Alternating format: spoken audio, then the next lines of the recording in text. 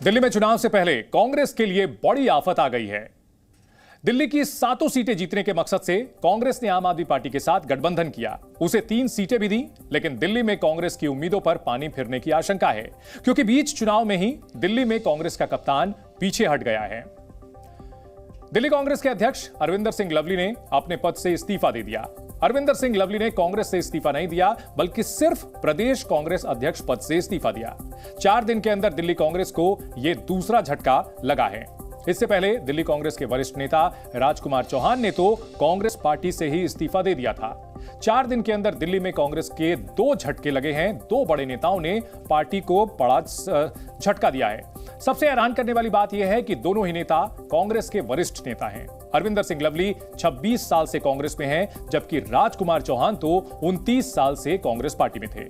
चुनाव से पहले दिल्ली कांग्रेस को मिले इन 2 झटकों के कारण क्या दिल्ली कांग्रेस से दूर हो गई है? ये 2 नेता जो कि लंबे समय तक दिल्ली कांग्रेस का चेहरा रहे, अरविंदर सिंह लवली ने प्रदेश अध्यक्ष पद से इस्तीफा दे दिया। हालांकि अभी वे पार्टी में बने हुए हैं, लेकिन राजकुमार चौहान ने तो पार्टी को ही अलविदा कह दिया। और साथ साथ आरोप ये लगाए जा रहे हैं कि पार्टी का जो आला कमान है वो जमीनी नेताओं से कहीं ना कहीं कट सा गया है।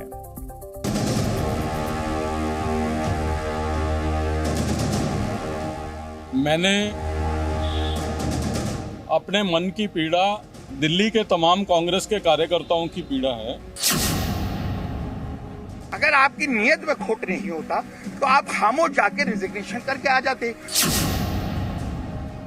दिल्ली प्रदेश कांग्रेस कमेटी के अध्यक्ष पद से अपना इस्तीफा भेज दिया है। उनका इस्तीफा का कांग्रेस हाईकमान ने स्वीकार कर लिया है। चुनाव से पहले ही दिल्ली कांग्रेस का कप्तान मैच की पिच से पीछे हट गया है।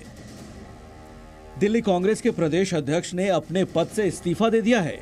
कांग्रेस पर इस्तीफा बम गिराकर लवली ने कांग्रेस के लिए राजनीतिक माहौल खट्टा कर दिया है। लवली ने अपने इस्तीफे के पीछे 2 बड़ी वजह बताई।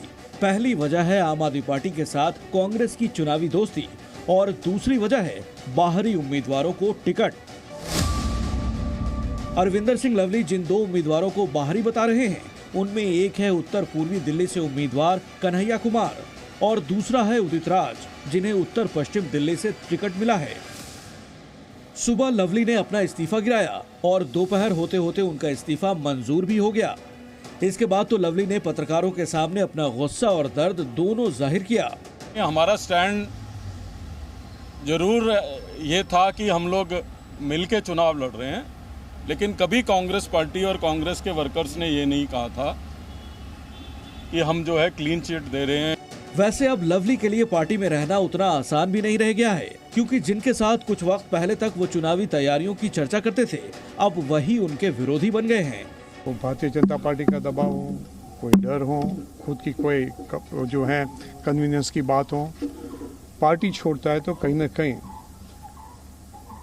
रीजंस जो है ढूंढना चाहते हैं। तो आप खामोश जाके रिजिग्नेशन करके आ जाते और पार्टी आपकी को मनाती, आपसे कहती कि नहीं इन बातों को हम खड़गे जी को उनको मना करेंगे, बावरिया जी को, आपकी चलेगी उनकी नहीं चलेगी। लवली ने कांग्रेस पर सवाल उठाया तो उनके अपने ही बेगाने हो गए और जो पराये थे वो हमलावर हो गए।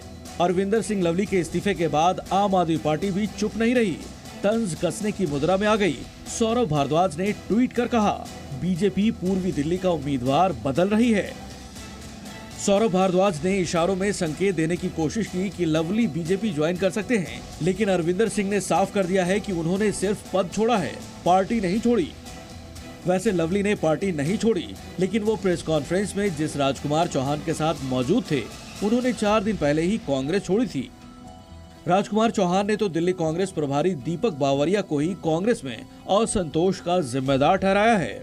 ये जो बावरिया जी हैं इंचार्ज, ये नहीं सुनते थे कांग्रेस के नेताओं की। ये जब नहीं सुनेंगे और नीचे तबके की बात को ऊपर तक नहीं पहुंचाएंगे तो यही हाल होना। लवली जी ने दिया, उससे पहले मैंने रिजाइन दिया और अभी और रिजाइन आएंगे। मतलब साफ है कि दिल्ली में कांग्रेस को और झटके मिलने वाले हैं। चुनाव से पहले दिल्ली में अंदरूनी कलह ने कांग्रेस को दिल्ली से दूर करना शुरू कर दिया है।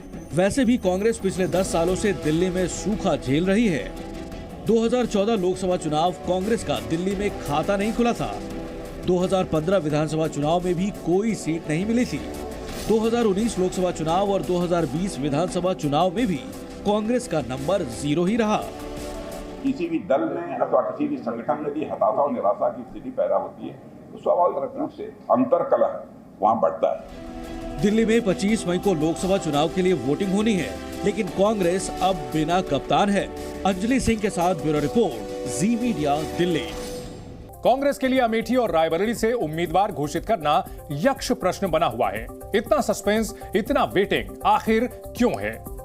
वैसे ये पूरी तरह से कांग्रेस का फैसला है कि वो सीटों पर उम्मीदवारों के नाम का ऐलान कब करती है।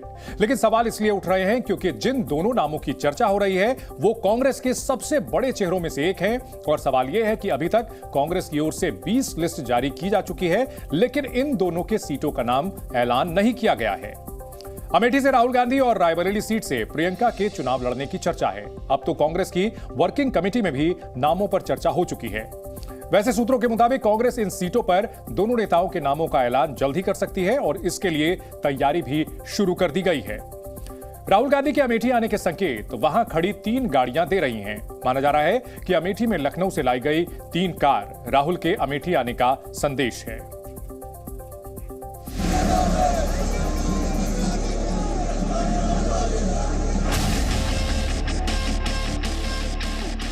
यही हैं वो 3 गाड़ियां जिनमें छिपा है राहुल गांधी के अमेठी से चुनाव लड़ने का संकेत।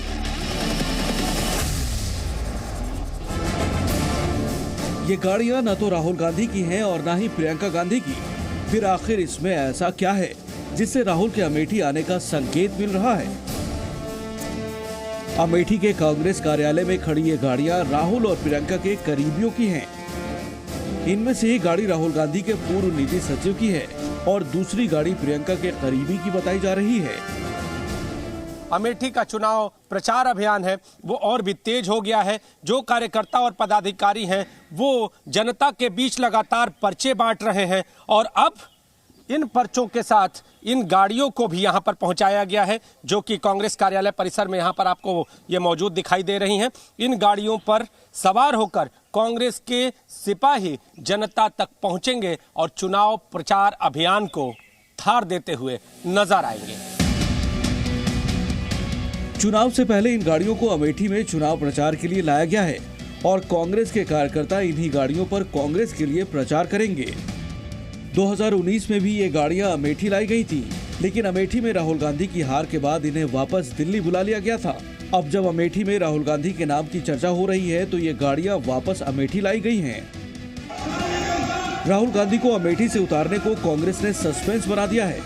इसके पीछे कांग्रेस की ये रणनीति है या फिर पार्टी 2019 के नतीजों के कारण ऐसा कर रही है, ये भी एक सवाल है। वैसे अमेठी में राहुल गांधी के आने की तैयारियां वहां कांग्रेस कार्यकर्ताओं ने शुरू कर दी है। अमेठी में पार्टी दफ्तर के बाहर राहुल गांधी वेलकम के बड़े पोस्टर लग चुके हैं।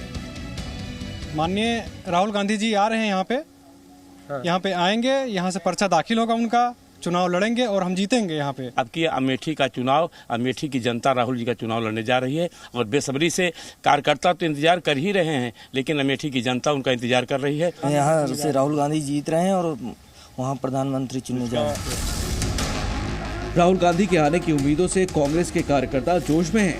वो इस बात से बेफिक्र हैं कि अमेठी में लगातार कांग्रेस का जनाधार खिसक रहा है। 2009 में राहुल गांधी को अमेठी में बम्पर 72% वोट मिले थे, जो 2014 में गिरकर 47% हो गया। हालांकि जीत राहुल गांधी की ही हुई थी, लेकिन 2019 लोकसभा चुनाव में राहुल गांधी को केंद्रीय मंत्री स्मृति ईरानी ने हरा दिया और उस साल राहुल गांधी को अमेठी में 44% वोट मिले थे।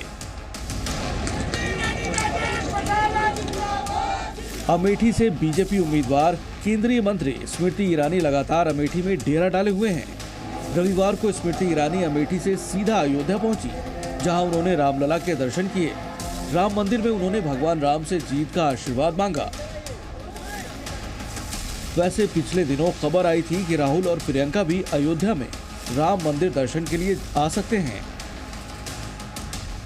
पीसी ने बैठक करके भारतीय राष्ट्रीय कांग्रेस के अध्यक्ष श्री खरगे जी छोड़ा है। उनका जो निर्णय और आदेश होगा वो पार्टी समय पर सबको अवगत करा देगी। अमेठी के साथ साथ रायबरेली सीट पर भी कांग्रेस अब तक उम्मीदवार का ऐलान नहीं कर सकी है। वैसे इस सीट के लिए कांग्रेस महासचिव प्रियंका गांधी का नाम पिछले 2 महीनों से चर्चे में है।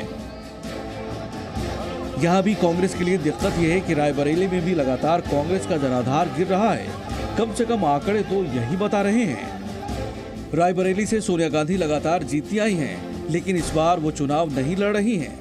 2009 के मुकाबले 2019 में कांग्रेस का वोट प्रतिशत बहुत ज्यादा गिरा है। 80 की 80 सीटें जीतना है। उसमें जो बड़े लक्ष्य हैं, उस बड़े लक्ष्य में अमेठी, रायबरेली, कन्नौज, मैनपुरी, यहाँ पर भी कमल बड़े अंतर से खिले, इस पर भी हमारा फोकस है, हमारी पार्टी का फोकस है, हमारे कार्यकर्ताओं का फोकस है।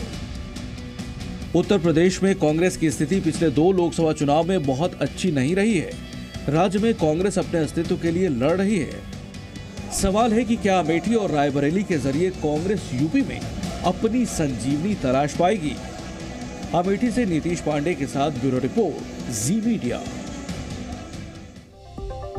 राहुल गांधी के अमेठी से ऐलान में इतनी देरी हो रही है और 2019 लोकसभा चुनाव की अगर बात की जाए तो राहुल गांधी के नाम का ऐलान 7 मार्च 2019 को ही कर दिया गया था, जबकि अमेठी में चुनाव 6 मई को था। मतलब 60 दिन पहले ही राहुल गांधी के नाम का ऐलान कर दिया गया था। अब अगर 2024 चुनाव के लिए अभी तक ऐलान नहीं किया गया है, इसको लेकर के सवाल पूछे जा रहे हैं। आखिरकार इतनी देरी क्यों? चुनाव की तारीख 25 मई है, चुनाव में बचे हैं 27 दिन, लेकिन अभी तक वहां से उम्मीदवार के नाम का ऐलान नहीं किया गया है। आज गृह मंत्री अमित शाह ने उत्तर प्रदेश में चुनावी सभा की। अमित शाह ने मैनपुरी और इटावा में चुनावी रैलियां की। इटावा और मैनपुरी समाजवादी पार्टी के गढ़ माने जाते हैं और लोकसभा चुनाव हो या फिर विधानसभा चुनाव, यहां समाजवादी पार्टी का ही वर्चस्व रहा है। इसी वर्चस्व को तोड़ने की कोशिश में है अमित शाह। मैनपुरी में अमित शाह ने राम मंदिर पर अखिलेश यादव से सवाल पूछा कि आखिर किस मजबूरी में वो प्राण प्रतिष्ठा समारोह में शामिल नहीं हुए। अखिलेश यादव ने बीजेपी पर जवाब देते हुए आरोप के ऊपर प्रत्यारोप लगाया है। अखिलेश जी, आपको प्राण प्रतिष्ठा का निमंत्रण मिला था या नहीं मिला था? डिंपल यादव को भी मिला, मगर कोई वहां नहीं गया।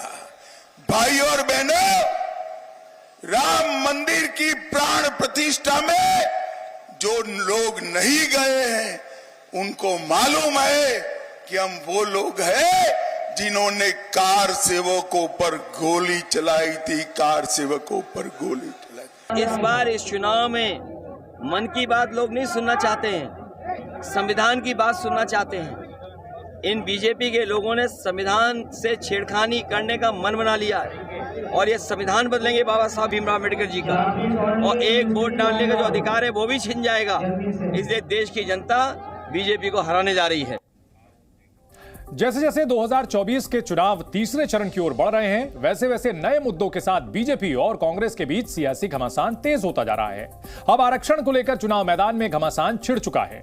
कांग्रेस नेता राहुल गांधी ने बीजेपी पर आरोप लगाते हुए कहा कि आरक्षण को खत्म करने की कोशिश की जा रही है, जबकि जवाब में गृह मंत्री अमित शाह ने भी साफ कर दिया कि आरक्षण खत्म नहीं होगा, ये मोदी की गारंटी है। इस बीच इस मुद्दे में अब आरएसएस की भी एंट्री हो गई है। आरएसएस प्रमुख मोहन भागवत ने कहा कि आरएसएस ने कभी भी आरक्षण का विरोध नहीं किया है। सवाल है कि क्या आगे के चरणों में होने वाले चुनाव में यह मुद्दा और गरमाएगा। जो आरक्षण पर और कॉन्स्टिट्यूशन पर आक्रमण कर रहे हैं और इसको खत्म करने की कोशिश कर रहे हैं। जब तक भारतीय जनता पार्टी है, आरक्षण को कोई हाथ नहीं लगा सकता। एक वीडियो घूम रहा है, आरक्षण का हमारा विरोध है, बाहर हम बोल नहीं सकते। नरेंद्र मोदी जी आमचे स्वागत करते। हमारे नेता राजू भैया जी। 190 सीटों पर हुए चुनाव के बाद बीजेपी और कांग्रेस में अब आरक्षण को लेकर धारदार जुबानी जंग छिड़ी हुई है। 7 मई को 12 राज्यों की 94 सीटों पर वोटिंग से पहले ही संविधान के अनुसार आरक्षण का मुद्दा फिर चुनावी सभाओं में गूंज रहा है। दलितों को, आदिवासियों को, पिछड़ों को, माइनॉरिटीज को, कि ऐसी कोई शक्ति दुनिया में नहीं है जो हिंदुस्तान के संविधान को मिटा सकती है। पहले चुनावी सभा में और अब मीडिया में आकर राहुल गांधी ने आरक्षण खत्म करने की कोशिश करने का आरोप बीजेपी पर मढ़ा है। ये जो बीजेपी के लोग हैं ना, ये जो आरक्षण पर और कॉन्स्टिट्यूशन पर आक्रमण कर रहे हैं और इसको खत्म करने की कोशिश कर रहे हैं, ये बिल्कुल गलत है, ये हम कभी नहीं होने देंगे। बीजेपी ने भी मोदी की गारंटी याद दिलाते हुए इस मुद्दे पर कांग्रेस पर झूठ बोलने का आरोप लगाया है। नरेंद्र मोदी जी ने पूरे देश के दलित, पिछड़े और आदिवासी भाई बहनों को गारंटी दी है, जब तक भारतीय जनता पार्टी है आरक्षण को कोई हाथ नहीं लगा सकता। जी